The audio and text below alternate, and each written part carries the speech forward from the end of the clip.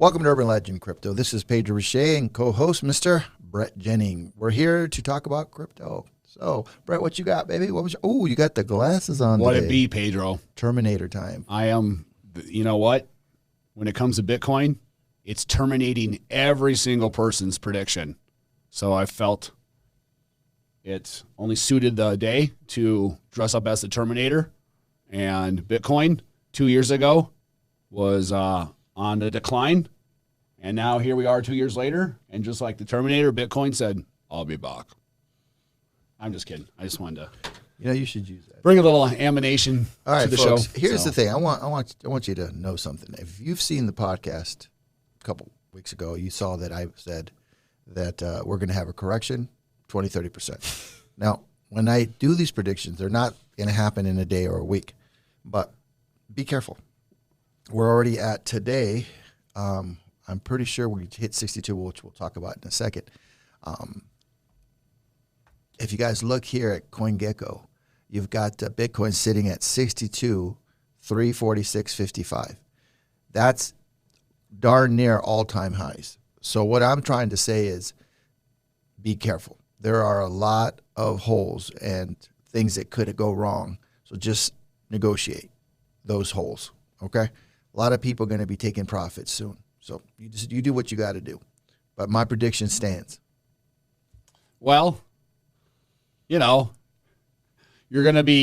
going to drop 20% after it went up 20% from where you last said. So from where I last said, I said, and for the record, I believe that was like just last week, not 2 weeks ago, when it was sitting around 51,000. Pedro said, I think it's going to drop 20%. I said, well, it's already dropped 20% when it went down to 30,000. So I think we're through that. But I will admit that I would have never predicted that Bitcoin was going to jump from 51,000 to 64,000 in a matter of a few days. I mean, what was it on Tuesday or Wednesday? I remember at like 4:30 in the morning looking at my chart, and I saw it go within like a 15 or 20, 25-minute period. I saw it jump up like $4,000. And I mean, even for Bitcoin, I've seen it fluctuate, drop very quickly and go up very quickly. But that was kind of, and even crazier was later that day, after it went up to $64,000, there was another 15-minute window where it went from 64,000 down to 58,000. But it went right back up, which means that the drop was immediately bought up. So I think we're going to settle, we're going to go down here a little bit, maybe 5%, 6%, something around there. But I think we're just going to keep on going. And at the end of the day, it comes down to this, which is every cycle is different. And I will say that, and even with this cycle, I know we're coming right before the halving, but we've never had the kind of money with the influx and the inflows of crypto like we have right now. Never in our life. I mean, we haven't had hedge fund money. We haven't had real money in the market before. And now that we have, who knows? But I see nothing but up from here. I want to show you a chart, which we don't do on this show, but here it is. It's a 7-day chart. If you look on February 26th, it was 51,177. Today, it's 62,445. I don't care if you're freaking Nostradamus. Yeah. You wouldn't have guessed that. But here's what I will say. At this point, people are going to be selling and taking that profit. You're at 7-day profits of $14,000, $15,000. Yeah. Right? So this is not financial advice, and I'm not saying sell. Keep it. Yeah. If you have it, keep it. Well, right. Let's bring up the chart of the case for the bull case and the case for the bear case. Because I agree with you. People are going to sell just because people take profit. And to me, the best trading advice is this. You can't go broke if you take profits. So I understand taking a little bit off the table. It's just a matter of how much and what's the state of the buyers wanting to pick up that dip. Well, let me address one more thing. So let's say hypothetically you bought the Bitcoin 15,000, right? 2 years ago. Yep. Now, between February 26 and now, you darn near have a Bitcoin, right? You've doubled your money. I mean, well, you way doubled your money. You could sell it and buy what you would have been able to buy as a Bitcoin. However, I know right at this point, you're going to have a lot of people going, dude, you got to be a hodler. You got to hold. I got no issues with that. All right, I'm just saying that the market, there's a lot of traders out there, and they're going to look at this and they're going to say, Mama, I'm going home. Well, Ozzy Osbourne. Well, 100%.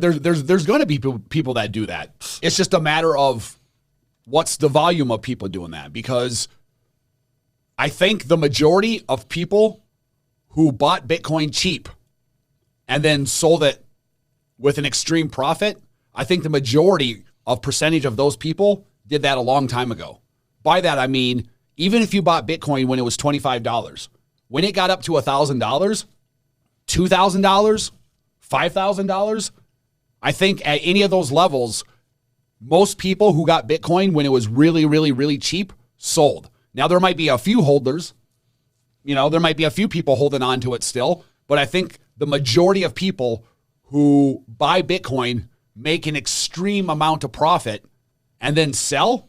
There's going to be a certain percentage of that even now. But I think the majority of percent of people who would have done that and have already done that, because, even if Bitcoin goes from 15,000 up to 65,000, even if it goes up to 500,000, that's not the percentage gained. Even 15,000 to 500,000 is not a percentage gained between, say, $25 and selling at $1,000 or $2,000 or whatever it is. Right. So I think that's pretty much out of the system for it. Now it's just a matter of what's the volume of people that are going to be taking profit and how much. Okay. Look at December 2nd, 2023. This is the 3-month chart. We were at 38,000. So that means if you would have bought it at 15,000, you darn now have 2 more Bitcoin that you could, if you sell now, hold the money. You have 3 for one, 3 for, all right? Now, I'm not saying that it's going to go back to 15. I don't know. It could. Who knows? I'm saying that Bitcoin is the future, and you have a lot of volatility going on, and they will continue to go on, and you're going to have more bad news coming and more good news coming. So if you're a trader, then trade. Me, I'm not so much of a trader. I just kind of buy, hold, and sell when I get a hair. Anyway, we're going to talk about now. Let's get to it. Oh, well, Go ahead. Here's another something to talk about quick, too. So have you seen in the news that Elon Musk is suing OpenAI, Sam Altman? No, I didn't see that one. So back in 2000, I believe, 15, when OpenAI first was founded and started, Elon Musk was one of the very first investors, and he was probably the biggest investor in OpenAI when it was first formed in 2015. Now, he filed a lawsuit that basically says that Sam Altman and OpenAI aren't using OpenAI as they said they were going to. Whereas Elon is basically making the case that when he first gave the money to invest in OpenAI, he believed it was under the pretense that OpenAI was going to be something for the general public and for the goodwill of mankind. And now he's claiming that he feels that OpenAI doesn't really care about serving the purpose of the consumer, and they're more concerned about having a business model and taking the business route and making as much money out of it as they can. And so he's saying that from what I invested my money in, you've taken a completely different route, and so sold me a bag of goods of what I originally felt I was invested in. But to me, I don't think anyone really cares, Pedro. I think it's just one billionaire crying over another billionaire, and the world doesn't give a shit. Well, let's see. Here's AP article. Let's just real quickly run through it. It says, AP, Associated Press, says, Elon Musk sues OpenAI and CEO Sam Altman, claiming betrayal of its goal to benefit humanity.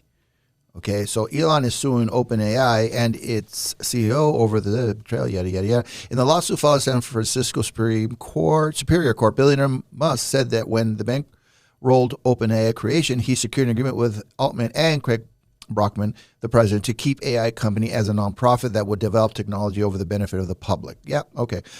Under its founding agreement, OpenAI would also make its code to open the public instead of walling it off for any private company gains, the lawsuit says. However, by embracing close relationships with Microsoft, OpenAI, its top executives have set the pack aflame and are preventing the company's mission.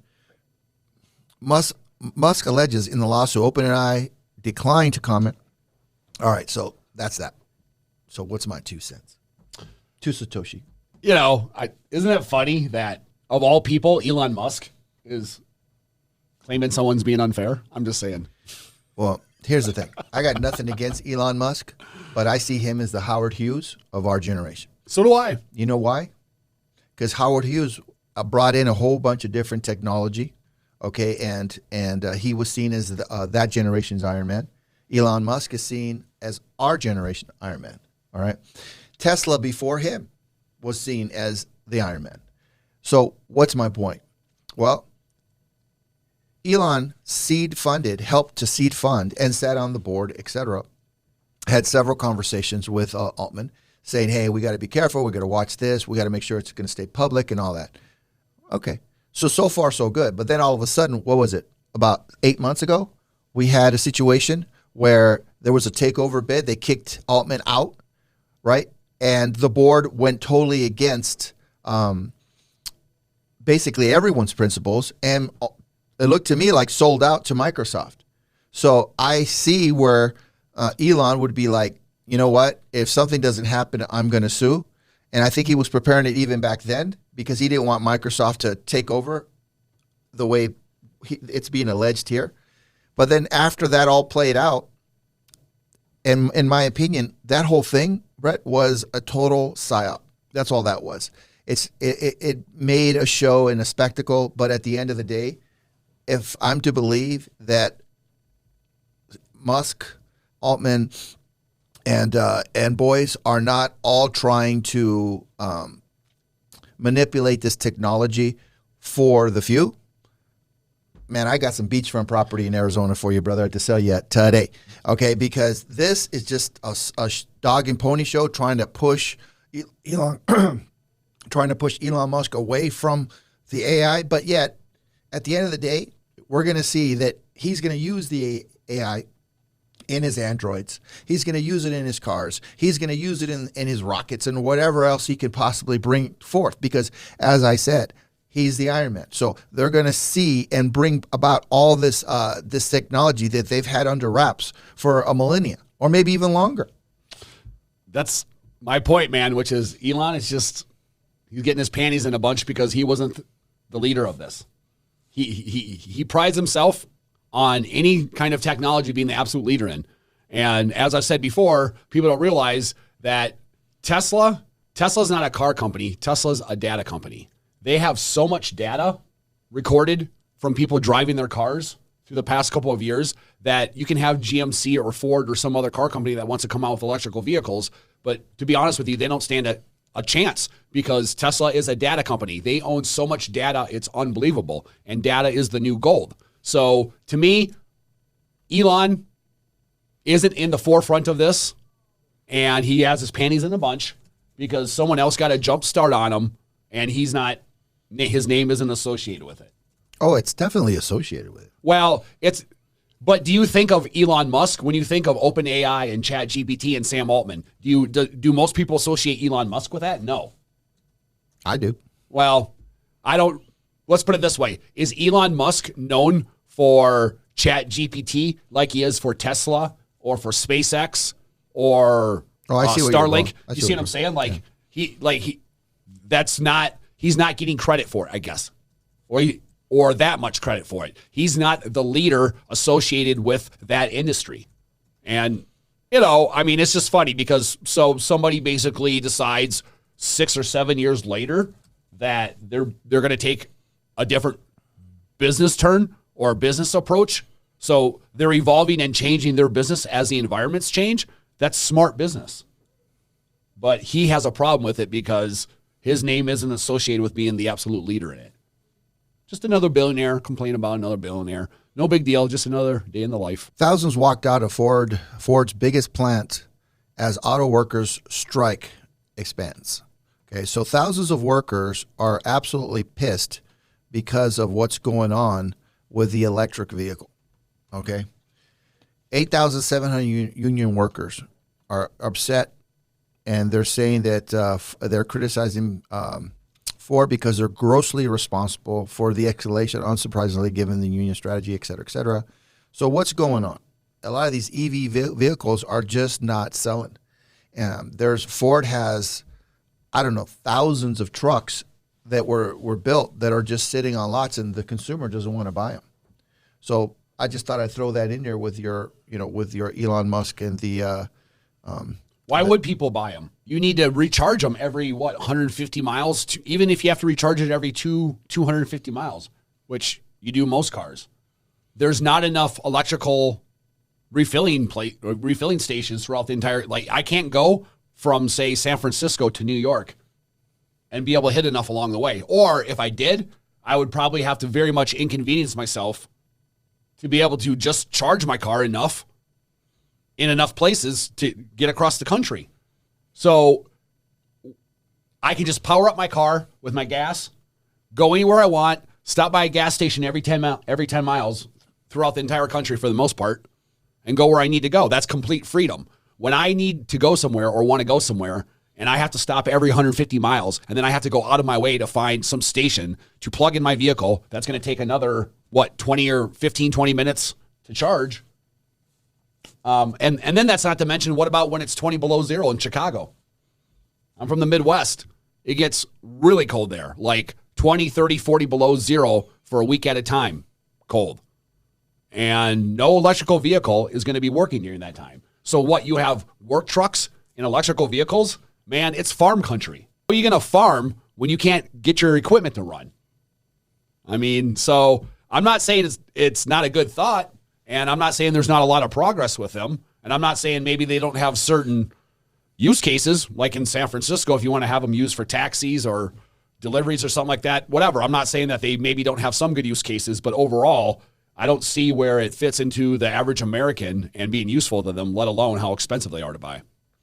Well, the main thing is they're saying that the batteries are just too hard to produce in large scale. And the F-150 is being suspended right now. That's EV. So there's a lot to be said about what's coming and the agenda that they're trying to, for example, in California, they're saying that they're wanting to ban all gas vehicles up to 2030. And they are trying to pass a law right now that if you have a car that is, if you have a combustion car that's 15 years or older, then you can't repair it.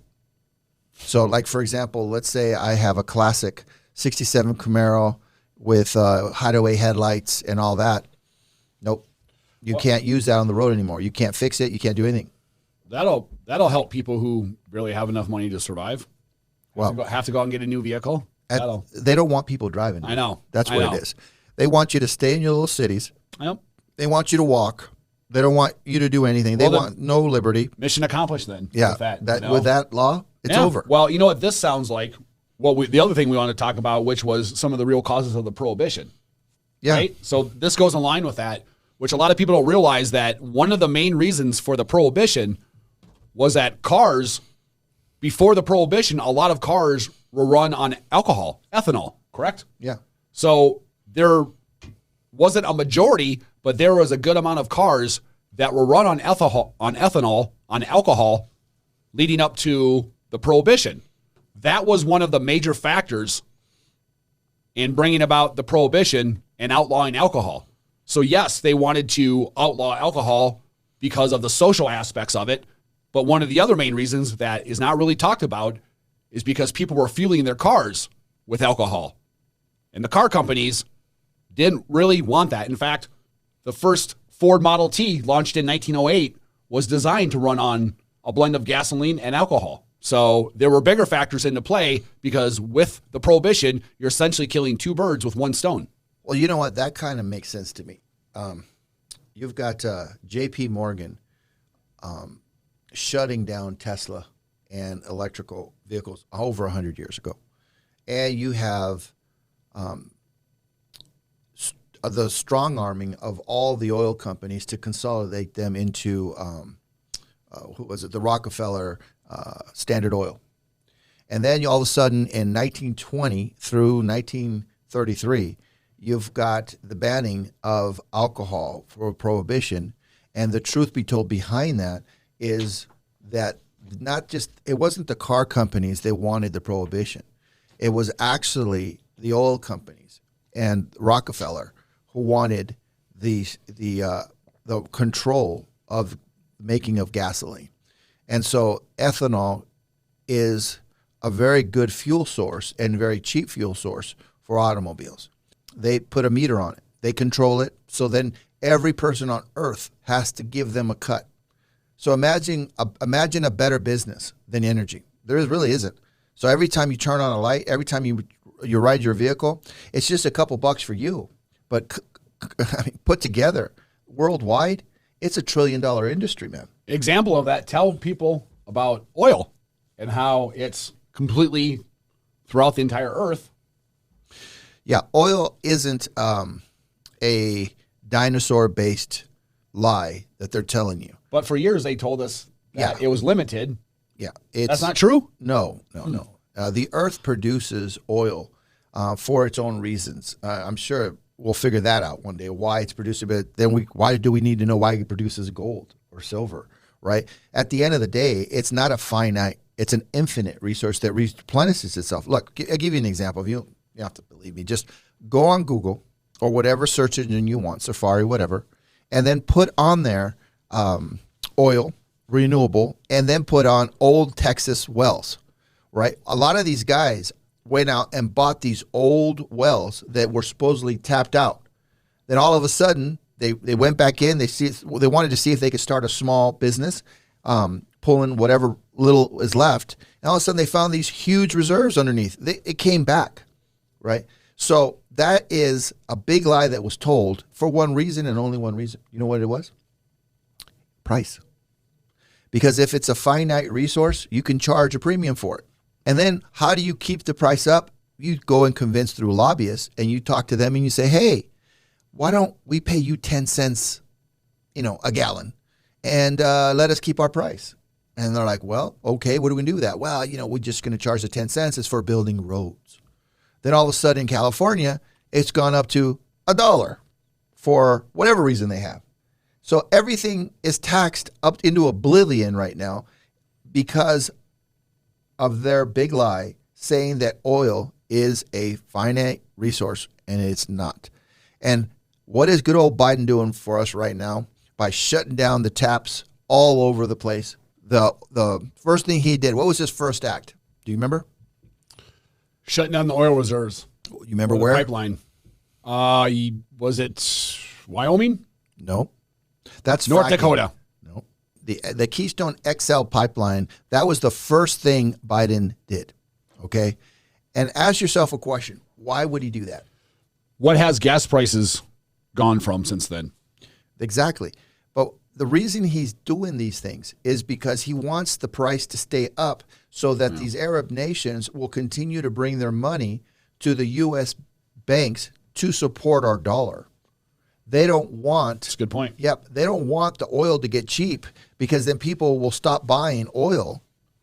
Okay. And the reason why that matters is so people out there understand the United States in 1971 went off the gold standard. And so how do we ensure that that the American dollar stays the most valuable dollar or the most valuable currency in the world after you go off the gold standard? It's simple. You get together with the Middle East, with all the countries that are producing the oil, and you say, hey, when anybody in the world buys oil, they have to buy it in American dollars. Guess what? Oil is the blood of the entire world that makes it run. It's the bloodline of the entire world. Every single country needs oil to run. So now, every single country, you take a utility that every single country in the world absolutely needs to run, and they have to buy that utility in American dollars. That's how you keep the American dollar up. But in order to do that, which is like what Pedro said, you need to keep the price of oil up. Because if the price of oil tanks, so would the American dollar sooner than later. It's all part of the prop. It's all part of the game. Canada lost like $8 billion, all right, over that fiasco. They were pissed, all right, but we have lost more. I think I should thank Biden because of what he did. I mean, don't you? Yeah. Yeah, he thanks for ruining the country. Appreciate it. He saved the dollar, bro. Yeah, if it wasn't for Biden, short term. Yeah, we would have, we would have gone to oblivion. You know what I would have done if I was the rest of the world? I would have got together a bunch of nations, and I would have, got them all together and X'd out the dollar. I would have said maybe like, let's get Russia, Brazil, China, and all these other countries that are based on You know what? If we came up with an acronym what could for all we those call it? countries, what would be a really cool acronym? It'd have to start with a B because that's the first one in the alphabet. BRICS with a K? No. BRICS. I think you got it. BRICS. BRICS. What is BRICS. it? Brazil, Russia, India, India, BRICS, China, China, C. and now South Africa. You know what? I think we came up with something on this show. So we want to thank And you. if you Biden. actually, and then if these countries just did their own trading within their own currency and didn't use the U.S. dollar, and considering that, you know, China and Russia and India are pretty big countries, I wonder if after a certain number of time that might have some kind of impact. I don't think so because our food has really been stable. We've got very good food. Yeah, think about it. I don't know about you, but I'm very grateful that Did you go to Costco recently? I mean, Yep. I used to go there, and my bill is almost 3 times what it was before Biden. We have some of the most valuable food in the world. I Yes. mean, that right there is why we're going to stay number one with our currency. Very nutritious. It's pretty simple. So Biden, we as Thank you. two guys, we just want to thank you for Thank you, keeping sir. our dollar. You know, Thank you, Biden. of course, Go Brandon. you lost me on that one. I'm just saying. Go Brandon? Who's Brandon? Look it up. Type it in. I don't know. Type in Go Brandon. Let's go, Brandon. Okay, Joe Biden. That's why I say Go Brandon. That was my way of being able to say that on a podcast, Pedro. Okay, you guys can look that up. Here's the point. Look, if you don't think that boy sold out, I don't know what to tell you, man. Just the fact that he's messed with our own independence, our own sovereignty, if you would. Before, we were doing fracking. We had a pipeline going. Our gas was low. We were seriously on the precipice of a major event, which we would have been independent from oil from the time, almost from the Rockefeller time. All right. And now, man, we're right back where we were. What president was that? Was that Obama? Obama, maybe? We were right back when he was in. Oh, wait. He was the vice president, wasn't he? Biden was. And now, I wonder who's running the show right now. Obama. But anyway. All right. So we got more to talk about here. Enough with us being sarcastic. We're going to come into the next. Now, we've got a Bitcoin bull case. So the main argument for why I think Bitcoin is bullish right now and will continue to be is there's strong support for Bitcoin due to the ETF inflows, the upcoming halving, and the potential Federal Reserve rate cuts. Now, for Bitcoin's future, I think the significant increase in Bitcoin price is reaching about $200,000 by the end of 2025 due to various factors boosting its value. And as far as the market dynamics, why do I think this? Because I think the ETF inflows and the halving event are expected to significantly drive up Bitcoin's price. Also, Federal Reserve rate cuts would further support the rise. Economic factors for this to be involved would be views the Federal Reserve's potential rate cuts as beneficial for Bitcoin, reinforcing its position as an alternative to traditional financial systems. The economy is looking good. We are coming into a halving. So people understand what halving is it comes out to about every 4 years, right? So it's every certain number of blocks that are created in the Bitcoin network, which equates to about every 4 years. The reward that you get for facilitating the Bitcoin network and solving a Bitcoin block, the reward you get from that is going to be half of what it was before. So every 4 years, I believe this is the third one? This will be the third halving.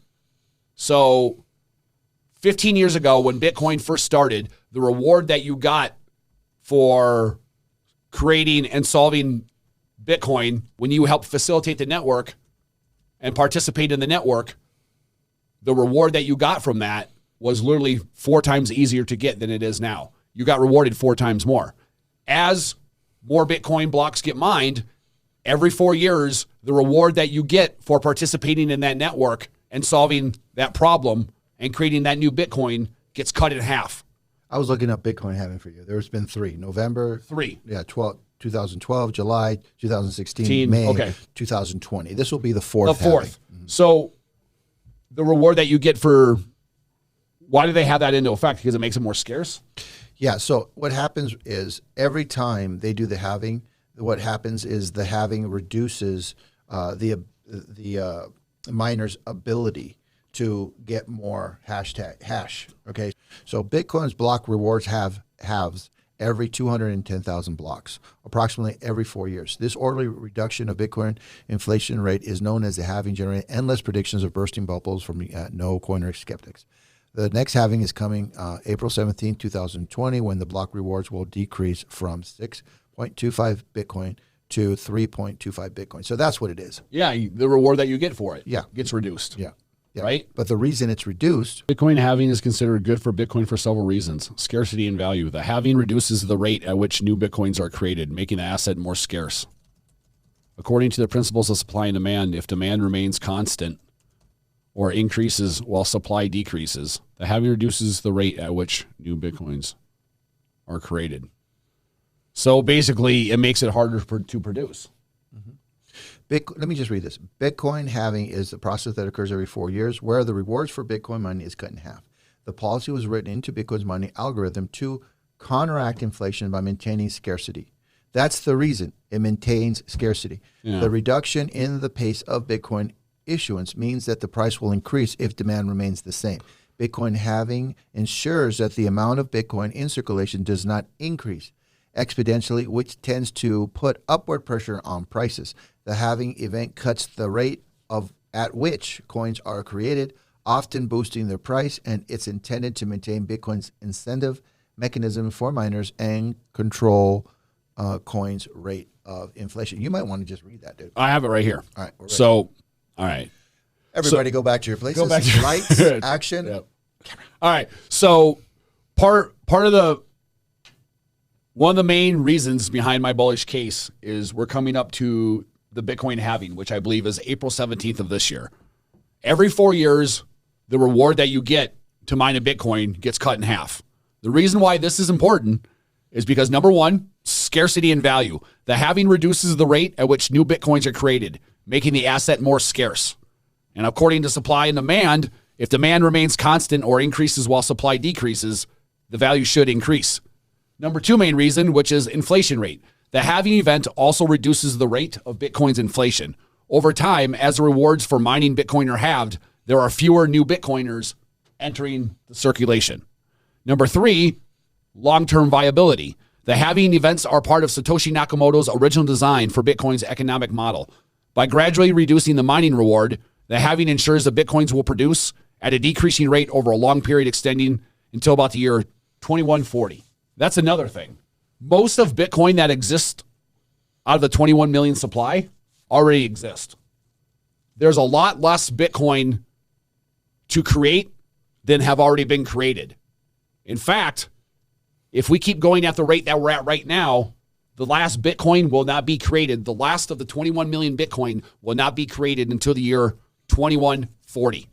So we have over 100 years of keeping up where we're at right now before Bitcoin, the last created Bitcoin, comes to an end. So why is that important? Or how does that happen? Because the more Bitcoin that gets created, the harder it becomes to create more Bitcoin. That's why 15 years ago, you could use your laptop and you could overnight create 50, 100, 150 Bitcoin. And now, 15 years later, if you want to create Bitcoin or you want to help participate in the now, 15 years later, the work needed to create a new Bitcoin, you literally need warehouses full of computers to be able to create a new Bitcoin. So in the code of Bitcoin, it's designed that as new Bitcoin get created, the future Bitcoin that get created after that the algorithm becomes even harder to solve. And I completely messed that up, but we can edit that out. So the long and short of it is there's 19.4 million Bitcoin that are created right now out of a total of 21 million supply. To create that last 1.6 million Bitcoin will not be until the year 2140, which means it's going to take over 100 years yet before the last Bitcoin is created. Okay. So I guess I'm going to do the bear case. Arr. Okay. Bearish case. Ready? Concerns over the entire crypto market, particularly due to issues with tether and lack of transparency. The Bitcoin's future, skeptical of Bitcoin's future success compared to other cryptocurrencies like Ethereum due to systematic risk, market dynamic. The crypto market stability is threatened by the ancillary market tethers, transparency issues potentially impact Bitcoin negatively. Regulatory concerns highlight significant fines and warnings from regulatory bodies like New York Attorney General and JP Morgan Chase, stressing the need for transparency and audits the crypto market. Economic indicators concerns inflation, central banks' policies as crucial factors, believes higher inflation could benefit for Bitcoin, but remains cautious due to overarching market concerns. Well, that's interesting, but I don't know if I am in agreement with a lot of this stuff. All I could say is this, guys. All right, now this is my 2 cents, or my 2 Satoshi. Better said, my 2 Satoshi is this. I don't think Bitcoin's going anywhere. It's a great means of exchange. People understand it, and as it gets more adoption, it's going to increase in value. However, I don't know if I could say that I see a rug pull, but I do see a huge drop in Bitcoin, and I see it coming soon. I don't know how soon, but I see it soon. However, the last couple podcasts, I had said the same thing, and now it's like 15,000 more or whatever. But I still stand by that. I see that we're going to have a correction, and there's going to be some kind of black swan event, and we're going to see it go down. And like I said, I'm looking at $20,000 Bitcoin and below. But that being said, we've got 1 or 2 more things to talk about, and let's talk about the CIA fake vampires. So in the early 1950s, Edward Lansdale, who just happens to be one of the co-founders of the CIA, came up with a program in the Philippines where communism was starting to rise. And his way to combat the communism that was rising in the Philippines was to come up and create a whole story and myth about an urban legend for a creature that existed in the Philippines that was local folklore that all the villages told each other. It had been in their storytelling for generations. And so this creature was the equivalent of what we consider basically a vampire.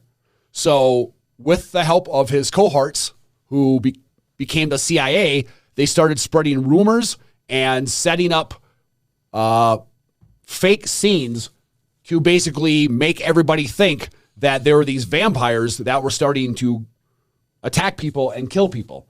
Lansdale's strategy involved exploiting local folklore, particularly the myth of the Oswag, a local creature. The operation staged fake vampire attacks, capturing a rebel, draining their body of blood, and leaving it with puncture marks to simulate an attack. This tactic leveraged the local population's fear and causing panic among the tribe and leading them to abandon their positions. So the CIA created an entire fake vampire scenario to help kill communism. Okay. I don't think I'll comment on that one.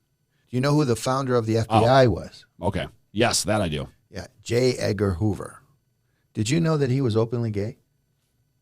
Was he? Yeah, a lot of people don't know that. Well, he wasn't initially openly gay, and so that got him in some hot water because I guess they had a picture of him doing some fellatio with his secretary. Really? A male secretary. They had a picture of it? Yeah. And so from what I could find, they started using that picture to blackmail him. But he thought about that and said, well, you know what? I can do the same thing. Do you know he used to have drag parties at the plaza? Did you know that? Didn't know. Yeah. I had no idea. Yeah, he would have drag parties at the plaza for over like 10 years in a suite. And all the guests were guys, right? Mm-hmm. And they would do their deed. And back then, it was frowned upon to be gay. And he would have them filmed. And so he would use it to blackmail them. Edgar Hoover did? Edgar Hoover did, yeah. And you know what? That reminds me of what's going on socially today. What? P Diddy. So what's going on with all that? I keep on hearing like something with P Diddy and like gay lovers, or I'm not like. If you look into the P Diddy, you'll see that who basically bankrolled that kid at like 22 years old was a studio head, and that links back to J. Edgar Hoover and the embezzlement and the blackmail and all that stuff. But at the end of the day, good old P. Diddy was used to do those operations where he would have parties. They would get these young rappers. And back in the day, the young rappers, it wasn't cool to be gay. So they would use it to blackmail them. They would blackmail anything in the future. Yeah. And how all that worked out. So now P. Diddy is having himself some problemos, okay? Because a lot of that's coming to light. And there's actually a court. There's a lawsuit, and he's going to have his day in court. They're going to bring out a lot of this information to the public, which is going to make a lot of black rappers not look real good. I wonder what pictures are, and who's going to come. Who was the guy that just sang at the Super Bowl?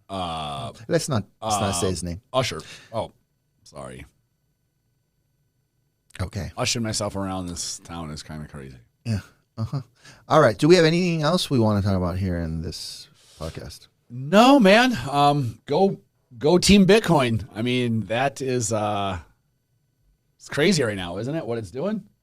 I mean, that's Bitcoin, isn't it, man? You sit there and it reaches its height 2 years ago, and then it's literally 2 years of a slow drip all the way down to the bottom. And when it goes from 65,000 back down to 17,000, it doesn't do it overnight. It takes a good year and a half of constantly, slowly grinding you down. And so basically it does nothing. Crying yourself to sleep every night. Right? So Bitcoin does nothing for 2 years like it always does. And then in a 3 or 4, maybe 6 month period, it goes like this for 2 years. And then in a 3 month period, it goes like this. And it's absolutely crazy because you sit there every day for 2 years and you cry about it. And then out of nowhere, well, not out of nowhere, but then in a 5 or 6 month range, it just unreal, man. That's when money's made. That's when a lot of money's being made right now. Well, thank you for coming on to Urban Legend Crypto. My guest and co-host, Mr. the one and only Bret Jennings, Pedro Rachet, over now. Bitcoin.